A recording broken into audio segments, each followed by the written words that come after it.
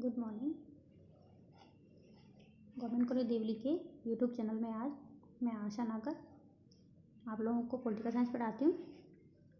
और political science का हमारा जो पहला पेपर है वो है राजनीतिक सिद्धांत और दूसरा पेपर है प्रमुख भारतीय राजनीतिक विचारक। राजनीतिक सिद्धांत वाला जो पेपर है इसके मैंने 3 वीडियो पहले आपको यूट्यूब चैनल पे डाले हुए हैं, जिसमें हमने राजनीतिक विज्ञान का अर्थ प्रकृति क्षेत्र के बारे में पढ़ा था।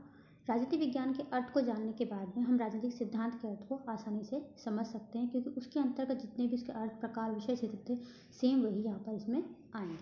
अब क्या है कि राजनीतिक विज्ञान के अंतर्गत राजनीतिक जो सिद्धांत है वो इसकी पहली आवश्यकता है, ठीक है। और ये इतना इम्पोर्टेंट है इसमें कि इसी कारण इसे राजनीतिक दर्शन, राजनीतिक चिंतन, राजनीतिक विचार जैसे शब्दों के रूप में प्रयोग किया जाता है, ठीक है। और जो राजनीतिक सिद्धांत है राजनीतिक विज्ञान के अंतर्गत सबसे अधिक सरल और सबसे अधिक कठिन घटना है।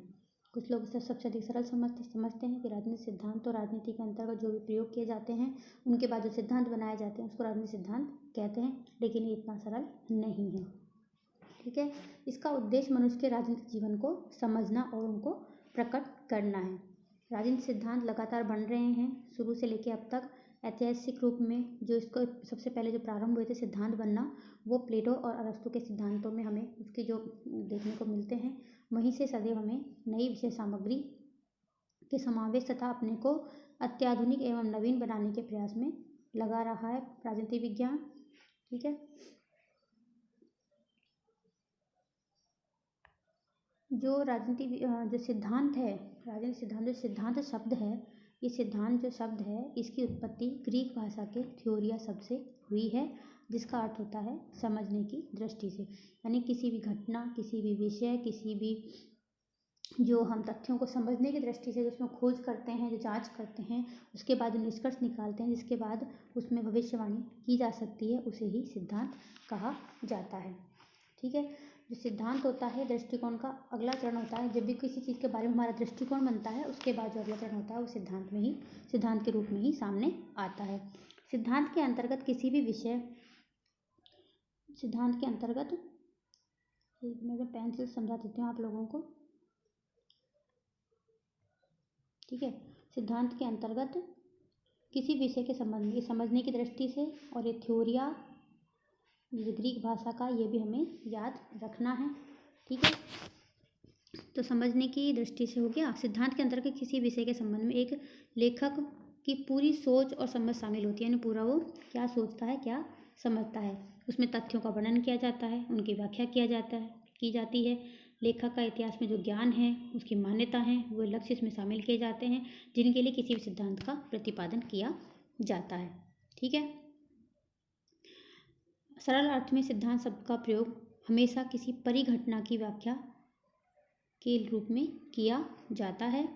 सिद्धांत को व्यापक अर्थ में प्रयोग करते समय इसमें तथ्य और मूल्य दोनों को शामिल किया जाता है। सिद्धांत के अंतर्गत तथ्यों को और मूल्यों को, जो हमारा तथ्य है आधुनिक राजनीतिक सिद्धांत संबंधित है, मूल्य हैं जो परंपरागत राजनीतिक सिद्धांत से संबंधित है, जिनका बारे हमने पहले भी अध्ययन किया था कि 2 प्रकार के राजनीतिक विज्ञान का अध्ययन कर सकते हैं। उसी प्रकार राजनीतिक सिद्धांत को भी 2 भागों में बांट के इसका अध्ययन किया जाता है। आधुनिक अर्थ में राजनीतिक सिद्धांत के अंतर्गत वो सारी गतिविधियां आ जाती हैं जो सत्ता के लिए संघर्ष से संबंधित होती हैं। यानी कि जो भी आज हम जैसे देखते हैं राजनीति में जितने भी कार्य होते हैं सब सत्ता के लिए, सत्ता की ओर ही जाते हैं, सत्ता प्राप्ति के उद्देश्य ही किए जाते हैं। और पूरी राजनीतिक व्यवस्था का उद्देश्य ही सत्ता प्राप्ति करना हो गया है। राजनीतिक सिद्धांत को कुछ लोगों ने इस प्रकार परिभाषित किया है, यानी इसकी परिभाषा अलग अलग लोगों ने अपने अपने हिसाब से दी है, क्योंकि सब लोग जितने भी राजनीतिक शास्त्री हैं अपने अपने हिसाब से अपने अपने जो चिंतन मनन करते हैं अपने शोध के हिसाब से इसके अलग अलग अर्थ बताते हैं, तो उनके हिसाब से इनकी अलग अलग परिभाषाएं दी गई हैं। सबसे पहली जो परिभाषा कोकर की है वो कहता है कि जब राजनीति शासक उसके रूप एवं उसकी गतिविधियों का अध्ययन या तुलना तत्व मात्र के रूप में न करके बल्कि लोगों की आवश्यकताओं, इच्छाओं और उनके मतों के संदर्भ में घटनाओं को समझने व उनका मूल्य आंकने के लिए किया जाता है, तब हम इसे राजनीतिक सिद्धांत कहते हैं। यानी जब शासन के अंतर्गत जो भी कार्य किए जाते हैं वो लोगों की इच्छाओं आवश्यकताओं के संदर्भ में जो घटनाएं होती हैं उनको समझने, घटनाओं के पीछे जो मूल्य लगे हुए हैं उनको आंकने के लिए किया जाता है शासन का प्रयोग, तो उसे राजनीतिक सिद्धांत का नाम दिया जाता है। एंड्रयू हेकर कहता है कि राजनीतिक सिद्धांत में तथ्य और मूल्य दोनों ही शामिल होते हैं, यानी जो फैक्ट्स होते हैं, जो दिखते हैं, जो सामने हैं, जिनको सिद्ध किया जा सकता है, और उनके पीछे जो भावनाएं हैं किसी भी घटना के, वो दोनों इसमें शामिल होते हैं, क्योंकि तथ्य और मूल्य होते हैं वो एक दूसरे के पूरक होते हैं। अर्थात राजनीतिक सिद्धांत शास्त्री एक वैज्ञानिक और दार्शनिक दोनों की भूमिका निभाता है। ठीक है। डेविड हेल कहता है कि राजनीतिक सिद्धांत राजनीतिक जीवन से संबंधित अवधारणाओं और व्यापक अनुमानों का एक ऐसा ताना बाना है जिसमें शासन, राज्य और समाज की प्रकृति व लक्ष्यों और मनुष्यों की राजनीतिक क्षमताओं का विवरण शामिल किया जाता है। देखो, मैं आपको लोगों को एक बात बता देती हूँ, जो फर्स्ट ईयर में हमारा जो पेपर फर्स्ट है अपने आप में बहुत टिपिकल पेपर है। इसको हम एक बार में सुनकर समझ नहीं सकते, इसको हमें बार बार पढ़ना होगा, वही बुक में से इसको पढ़ना होगा, क्योंकि इसके जो शब्द हैं सारे साइंटिफिक है, तो टिपिकल हैं और वो ईजी नहीं है। उनको हमें कोई अपनी मर्जी से लिखने जैसी कोई चीज़ में नहीं है। इसमें जो चीज़ हैं सटीक हैं वो हमको वैसे के वैसे याद करनी होंगी। जॉर्ज सेवन कहता है कि व्यापक तौर पर राजनीतिक सिद्धांत से अभिप्राय उन सभी बातों से है जो राजनीति से संबंधित हैं, और संकीर्ण अर्थ में यह राजनीतिक समस्याओं की विधिवत छानबीन से सरोकार रखता है। इस प्रकार कई लोगों ने इनकी परिभाषाएं की हैं। जॉन क्लेमेंटज ने कहा है कि राजनीतिक सिद्धांत सरकार के कार्यों की व्याख्या करता है, उसके साथ साथ उसके उद्देश्यों का भी व्यवस्थित चिंतन करता है। इससे स्पष्ट क्या होता है कि राजनीतिक सिद्धांत में राज्य, शासन, सत्ता, उसका प्रभाव और कार्यकलाप, इन सब का अध्ययन किया जाता है। ये राजनीतिक सिद्धांत राजनीतिक घटनाओं को प्रस्तुत करने का एक तरीका है। ठीक है, तो इस प्रकार राजनीतिक सिद्धांत का ये अर्थ। अब इसका विकास कैसे हुआ? राजनीतिक सिद्धांत की उत्पत्ति कहाँ हुई? सबसे पहले यूनानी चिंतकों में चिंतन में हुई थी। यूनान के जो दार्शनिक और चिंतन हैं उन्होंने आदर्श राज्य की पहले कल्पना की, जैसे प्लेटो ने की, अरस्तु ने की। ठीक है, और उस पर ही अपना सारा ध्यान उन्होंने लगा दिया था। मध्य युग में सेंट एक्विनास जैसे विचारक आए थे जिन्होंने पृथ्वी पर ईश्वर के राज्य की, यानी पृथ्वी पर ईश्वर का अवतार है, राजा पृथ्वी पर ईश्वर का अवतार है, राजा को ईश्वरीय अवतार माना था। आगे हीगल ने विश्व आत्मा का विचार दिया। फिर औद्योगिक क्रांति हुई इंग्लैंड में। उसके बाद इंग्लैंड व अमेरिका में संविधानों व संवैधानिक कानूनों के विकास पर जोर दिया जाने लगा। अब राज्य, कानून, प्रभुसत्ता, अधिकार एवं न्याय की संकल्पनाओं के साथ साथ सरकारों की कार्यविधियों को भी जांचने के प्रयास किया जाने लगा है, और ये प्रक्रिया 19वीं सदी के अंत तक चलती रही थी। जब 20वीं सदी आई तो राजनीति विज्ञान को एक विशेष क्षेत्र माना जाने लगा। 1903 में अमेरिका की जो अमेरिकन पॉलिटिकल साइंस एसोसिएशन है उसने राजनीतिक सिद्धांत को राजनीति विज्ञान का महत्वपूर्ण विषय स्वीकार किया, यानी कि हम जो पॉलिटिकल साइंस पढ़ते हैं उसका एक महत्वपूर्ण विषय है राजनीतिक सिद्धांत, एक महत्वपूर्ण। और हमारे यहाँ पर क्या है, ये इसका हमारे जो फर्स्ट ईयर की बुक है उसका एक महत्वपूर्ण एक टॉपिक है। ठीक है, अब राजनीतिक सिद्धांत के अध्ययन के विषय क्या क्या हैं? वर्तमान में राज्य के लक्ष्य क्या होंगे? न्याय, सुरक्षा, स्वतंत्रता, समानता आदि के साथ साथ विशिष्ट वर्ग, शक्ति, प्रभाव, राजनीतिक विकास, राजनीतिक संस्कृति आदि इसके जो सिद्धांत के अध्ययन के दायरे में आ गए हैं। ठीक है, अब राजनीतिक जो संस्थाएं हैं उनके गुण दोषों की चर्चा की जाती है, उनके अच्छाई बुराई के निष्कर्ष निकाले जाते हैं। चार्ल्स मेरियम कैटलिन जो विचारक थे उनके प्रयासों से अब राजनीतिक सिद्धांत है वो यथार्थवादी प्रवृत्ति की ओर बढ़ रहा है। लॉसवेल तथा ईस्टन ने व्यवहारवाद को जन्म दिया। इसके साथ ही इसके बाद राजनीतिक सिद्धांत को आधुनिक युग में प्रवेश कराया, यानी कि इन लोगों ने व्यवहारवाद को जन्म देकर आधुनिक राजनीतिक सिद्धांत को जन्म दिया।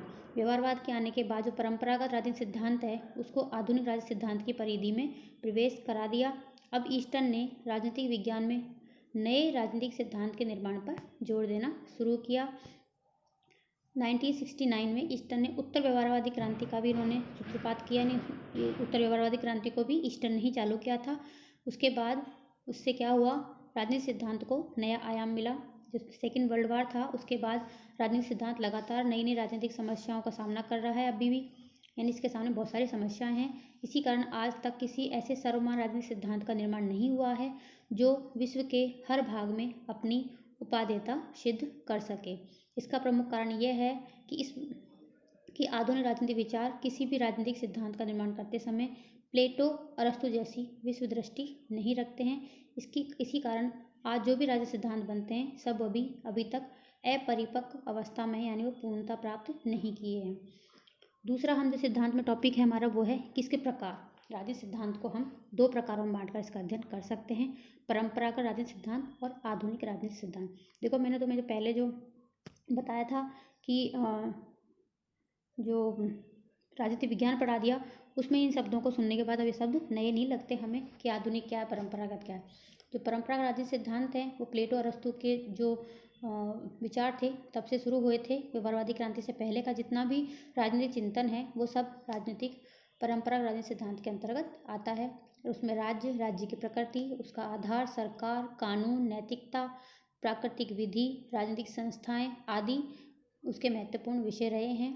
और इसको परंपरागत राजनीतिक सिद्धांत को जो विकास में महत्वपूर्ण योगदान जिन विचारकों का रहा है, राजनीतिक शास्त्रियों का रहा है वो है प्लेटो, अरस्तु, Hobbes, Locke, Hegel, Karl Marx और मॉन्टेस्क्यू आदि। ये नाम हमें याद रखने हैं। क्योंकि ये जो नाम है ये आते हैं कि परंपरागत राजनीतिक सिद्धांत के समर्थक कौन कौन है और आधुनिक राजनीतिक सिद्धांत के समर्थक कौन कौन है। आधुनिक राजनीतिक सिद्धांत द्वितीय विश्व युद्ध के बाद में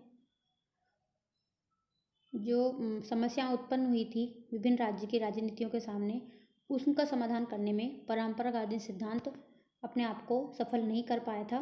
जटिल परिस्थितियों में राजनीतिक शास्त्र के साथ साथ राजनीतिक सिद्धांत के क्षेत्र में भी परिवर्तन आया था। अब राजनीति विज्ञान में अध्ययन की नई नई तकनीक, नए नए तथ्य, विश्लेषण की इकाइयाँ तथा एक सुव्यवस्थित सिद्धांत की मांग पकड़ने लगी। तब चार्ल्स मेरियम ने अपनी पुस्तक न्यू एस्पेक्ट्स ऑफ पॉलिटिक्स में, ये बुक का हमें नाम याद रखना है, चार्ल्स मेरियम, और इसकी बुक है न्यू एस्पेक्ट ऑफ पॉलिटिक्स। ये बहुत बार कई तरह से पूछा जाता है। उसमें संकेत दिया कि राजनीति विज्ञान को नया मार्ग तलाशना पड़ेगा क्योंकि राजनीतिक सिद्धांत ऐसी शक्तियों के संपर्क में आ गया है कि वर्तमान में इसकी प्रक्रिया को मूलतः संशोधित कर देगी। ठीक है। राजनीति विज्ञान के क्षेत्र में आनुभविक पद्धति ने राजनीतिक के अध्ययन को वैज्ञानिक बनाने पर जोर दिया। राजनीतिक सिद्धांत शास्त्री की शक्ति, सत्ता, राजनीतिक अभिजन, राजनीतिक प्रभाव, राजनीतिक विकास, राजनीतिक आधुनिकरण और राजनीतिक संस्कृति आदि की अवधारणाओं पर अधिक जोर दिया जाने लगा। यानी ये सारी नई अवधारणाएं हैं जो आधुनिक राजनीति विज्ञान के अंतर्गत आती हैं। लॉसवेल मेरियम ने शक्ति सिद्धांत तथा मोस्का मिचेल्स पेरेटा ने राजनीतिक अभिजन सिद्धांत का प्रतिपादन किया। ये भी याद रखने हमें। शक्ति सिद्धांत का प्रतिपादन किसने किया? लॉसवेल और मेरियम ने। अभिजन सिद्धांत का प्रतिपादन किसने किया था? मोस्का मिचेल्स तथा पेरेटा ने। ठीक है। डेविड ईस्टन, डेहल, पावेल ने व्यवहारवादी जैसे विचारक थे, इन्होंने व्यवहारवादी विचारकों ने राजनीतिक सिद्धांत को आधुनिक बनाने पर जोर दिया। मूल्य मुक्त राजनीतिक सिद्धांत का इन्होंने पेशकश की। 1969 में उत्तर व्यवहारवादी क्रांति जब हुई थी तब ईस्टन ने आधुनिक राजनीतिक सिद्धांत में मूल्यों को वापस महत्व देना प्रारंभ कर दिया। यानी जिन मूल्यों को आधुनिक राजशास्त्रियों ने स्टार्टिंग में नकार दिया था, वापस लास्ट तक आते आते उत्तर व्यवहारवादी क्रांति के तहत ईस्टन ने उसको वापस महत्व देना प्रारंभ कर दिया। ईस्टन के साथ रॉल्स व पॉपर जैसे विचारकों ने भी मूल्यों को महत्व दिया। एग्जाम में क्वेश्चन आता है कि आधुनिक राजनीति में मूल्यों को महत्व किस किस ने दिया? ईस्टन ने, रॉल्स ने और कार्ल पॉपर ने। ठीक है। 1990 के बाद John Donne, Steven Lukes, David Held आदि विद्वानों ने भी राजनीतिक सिद्धांत का विकास किया। और टॉपिक जो हम इसमें पढ़ेंगे वो है राजनीतिक सिद्धांत की प्रकृति। ठीक है। तो राजनीतिक सिद्धांत की प्रकृति पढ़ो, चाहे उसका महत्व क्षेत्र पढ़ो, कुछ ही पर दोनों को हमेशा हमें आधुनिक और परंपरागत बांट कर ही पढ़ना पड़ता है। जो परंपरागत राजनीतिक सिद्धांत है वो उनके प्रतिपादकों और उनके व्यक्तियों से ही प्रभावित रहे हैं, जैसे कि कांट, हीगल, ग्रीन, प्लेटो, अरस्तु। इन्होंने जो सिद्धांत दिए वो इन्हीं के ही व्यक्तित्व से प्रभावित थे। इनका जो पर्सनल दृष्टिकोण था, इन्होंने जो देखा समझा उसके आधार पर उन्होंने सिद्धांत बनाए थे। ये सिद्धांत स्थायी राजनीतिक समस्याओं का स्थायी और शाश्वत समाधान प्रस्तुत नहीं कर सकते थे। उन्होंने मानव जीवन और समाज के लक्ष्यों और मूल्यों की ओर अपना ध्यान लगाया था। परंपरागत राजनीतिक सिद्धांत में मूल्य, आदर्श, परम तत्वों को सर्वोपरि स्थान दिया जाता है। प्लेटो का न्याय सिद्धांत, प्लेटो का आदर्श राज्य, अरस्तु का मध्यम प्रजातंत्र, लॉक का प्राकृतिक कानून, ठीक है, लॉक का प्राकृतिक कानून, रूसो की सामान्य इच्छा आदि इसी प्रकार के सिद्धांत है जिसमें मूल्यों को और आदर्शों को सर्वोपरि स्थान दिया गया है। सभी सिद्धांत इनको बनाने वालों की मान्यताओं से ही निकले हुए हैं। उनके सामने आनुभविक तत्व, जांच, प्रमाण, अवलोकन का कोई महत्व नहीं है। वे सभी चाहिए प्रकृति के, यानी ये सब हम क्या बता रहे हैं, परंपरावादी राजनीतिक सिद्धांत की प्रकृति। ठीक है, ये वाला पॉइंट है, हम इस वाले पॉइंट की चर्चा कर रहे हैं कि पुराने वाला सिद्धांत की प्रकृति क्या है। इसी में हम आगे करेंगे आधुनिक राजनीतिक सिद्धांत की प्रकृति। ठीक है, जो पुराने सिद्धांत हैं वो जो पुराना परंपरागत राजनीति वैज्ञानिक हैं वो मूल्यों, मान्यताओं आदि को इतना अधिक महत्व देते हैं कि जो राजनीतिक सिद्धांत है वो राजनीतिक दर्शन या राजविज्ञान का जैसा लगता है। ठीक है, परंपरावादी राजनीति विचारक हैं, इनकी सबसे बड़ी कमी क्या है कि मूल्यों को, नैतिकताओं को, आदर्शों को, परम सत्य आदि पर विचार करते समय धर्म और दर्शन में ही डूब जाते हैं। वो राजनीति की ठोस भूमि को त्याग कर कल्पना लोक में ही चले जाते हैं। मतलब उनके जितने सिद्धांत हैं सब कल्पनाओं में उड़ते रहते हैं। वो वास्तविकता से बहुत दूर चले जाते हैं। जैसे कोई व्यक्ति आकाश में बैठकर धरती को देखता है, वैसे ये लोग इस तरह बिना सर पैर की बातें करते हैं जो वास्तविक जीवन में कभी संभव नहीं होती हैं। जैसे प्लेटो ने जो आदर्श राज्य का सिद्धांत दिया था, ठीक है, और हीगल की जो विश्वात्मा की जो था विचार, वो ये चीज़ें ऐसी हैं जो वास्तविकता में कभी संभव नहीं हो सकती हैं। आधुनिक राजनीति विज्ञान की प्रकृति। आधुनिक राजनीति जो सिद्धांत है अनुभववाद वैज्ञानिक पद्धतियों पर आधारित है। ये मानव के व्यवहार का यथार्थ अध्ययन करता है। इसमें मूल्यों को कोई स्थान नहीं है, उसके स्थान पर इसने तथ्यों को बल दिया है। जो यह राजनीति को दर्शन, कल्पना, इतिहास से दूर ले जाकर इसे पूरा विज्ञान बनाना चाहता है। ठीक है, और द्वितीय विश्व युद्ध हुआ था उसके बाद में इस ओर प्रयास भी किए गए थे। इसके प्रमुख समर्थक हैं Charles Merriam, David Easton, Harold Lasswell, Robert Dahl, Almond, Karl Deutsch आदि। ठीक है, अब हम पढ़ेंगे इसका महत्व कि राजनीति विज्ञान के अंतर्गत राजनीतिक सिद्धांत का महत्व क्या है, हम क्यों इसका अध्ययन करते हैं। तो पहला इसका महत्व है कि राजनीति को वैज्ञानिक बनाने के लिए राजनीतिक सिद्धांत जरूरी होता है। जब किसी शास्त्र के अध्ययन में व्यवस्थितता का इतना समावेश हो जाए कि प्रामाणिक सामान्य नियमों के प्रतिपादन की स्थिति उत्पन्न हो जाए और उन सामान्य नियमों से हम किसी विशेष स्थिति का अध्ययन करने में समर्थ हों और भविष्यवाणी कर सकें, तो वह विषय विज्ञान की श्रेणी में आ सकता है। यानी ये शर्तें बताई हैं कि कोई विषय विज्ञान कैसे बन सकता है। तो ये सारी शर्तें राजनीति विज्ञान पूरा कर रहा है, इसलिए इसको विज्ञान बनाने के लिए सिद्धांत की आवश्यकता होती है, क्योंकि सिद्धांत है वही वैज्ञानिक जो व्याख्या हैं उनको प्रस्तुत करने में सहायक होता है। सिद्धांत ही राजनीति विज्ञान को सामान्यीकरण के आधार पर राजनीतिक व्यवहार का एक विज्ञान विकसित करने की ओर प्रवृत्त करता है। इसके लिए नए क्षेत्रों की खोज, नए सामान्यीकरण, उपागम और सिद्धांतों की उपलब्धि होती है। राजनीतिक व्यवहार को समझने के लिए भी राजनीतिक सिद्धांत बहुत जरूरी है। ठीक है, राजनीतिक क्रियाओं में राजनीतिक जो व्यवहार हो रहा है उसको उस व्यवहार के संबंध में सामान्यीकरण प्रस्तुत करना, जिससे राजनीति के विशेषज्ञ के नाते वे जनसाधारण, अभिजनों और राजनीतिकों के लिए राजनीतिक व्यवहार के निष्पक्ष व निडर मार्गदर्शक बन सकें। इस सब का उत्तरदायित्व इन सब के लिए राजनीतिक सिद्धांत का बड़ा महत्व है। सिद्धांत के द्वारा वास्तविक राजनीति के जो अगणित स्वरूप हैं उनका तुरंत ज्ञान हो जाता है। राजनीति विज्ञान को स्वायत्त अनुशासन के रूप में प्रतिष्ठित करने के लिए भी सिद्धांत आवश्यक है, क्योंकि इस विषय में एकीकरण, सामंजस्य, पूर्व कथनीयता, वैज्ञानिकता लाना तथा अन्य नए शोध संभावनाएं निर्भर है किस पर, सिद्धांत पर ही। सिद्धांत है वो अवधारणात्मक विचारबंध का कार्य भी करता है। डेविड ईस्टन ने एक अवधारणात्मक विचारबंध के रूप में सिद्धांत का महत्व बताया है। यानी ये एक, जिसको हम बोलते हैं कंपास, एक दिशा सूचक का कार्य करता है। वह तथ्य संग्रह और शोध को प्रेरणा और दिशा प्रदान करता है। जितनी भी शासन प्रणाली हैं, शासक हैं, उन सबको औचित्यपूर्णता प्रदान करता है सिद्धांत। वे कभी राष्ट्रवाद के नाम पर तो कभी लोकतंत्र के नाम पर, कभी समाजवाद के नाम पर अपने प्रभाव का विस्तार करते हैं। ठीक है, जितनी भी समस्या हैं राजनीति विज्ञान के अंतर्गत, उन समस्याओं को समाधान करने में जो सिद्धांत है बहुत सहायक होता है। सिद्धांत के द्वारा मानवीय मूल्यों की जो विरोधी विचारधाराएं हैं उनका भंडाफोड़ किया जा सकता है, यानी उनको निपटा जा सकता है उनसे। इसके माध्यम से मनुष्य मानवेतर शक्ति जैसे युद्ध, संप्रभुता, राष्ट्रवादिता, जातिवाद आदि पर नियंत्रण कर सकता है। नागरिक, प्रशासक और राजनेताओं के लिए वो सिद्धांत उपयोगी हैं क्योंकि इसके द्वारा उन्हें यथार्थवादी राजनीति के स्वरूप का ज्ञान प्राप्त हो जाता है, जिससे कि उन्हें सही निर्णय लेने में मदद मिलती है। मानव समाज की प्रगति के लिए भी सिद्धांत आवश्यक है क्योंकि सिद्धांत अनंततः अनुभवों का संक्षिप्तीकरण करके नए तत्वों को समझने में, आने वाली समस्याओं को पूर्व अनुमान लगाने में तथा उनके समाधान ढूंढने में सहायता प्रदान करता है। जितने भी परिवर्तन आंदोलन होते हैं उनका प्रेरणास्रोत सिद्धांत ही होता है क्योंकि केवल सिद्धांत ही है जो विश्वास, निर्देशन, विभिन्न घटनाओं को जोड़ने का अंतःसूत्र है। तो ये हमारा इसका महत्व हो गया। अब आता है इसका विषय क्षेत्र। विषय क्षेत्र का मतलब है कि इसके अंतर्गत किन किन विषयों का, किन किन चीज़ों का अध्ययन किया जाता है। तो इसके लिए भी हम इसे वापस 2 भागों में बांटकर इसके अलग अलग विषय क्षेत्रों का अध्ययन करेंगे। जो पुराना राजनीतिक परंपरा का राजनीतिक सिद्धांत है वो मूल्य और लक्ष्यों को प्रमुखता देता है। उसके अंतर्गत किन का अध्ययन किया जाता है? राज्य की उत्पत्ति के सिद्धांत का, संप्रभुता का, कानून, स्वतंत्रता, अधिकार, शासन के प्रकार, अंग, प्रतिनिधित्व, राज्य के कार्य, राजनीतिक दल, दबाव समूह, जनमत, व्यक्तिवाद, समाजवाद, साम्यवाद आदि राजनीतिक विचारधाराओं और अंतर्राष्ट्रीय विधि संबंधों एवं संगठनों का अध्ययन किया जाता है। इसमें परंपरागत राजनीति विज्ञान में उसका अध्ययन क्षेत्र ये है।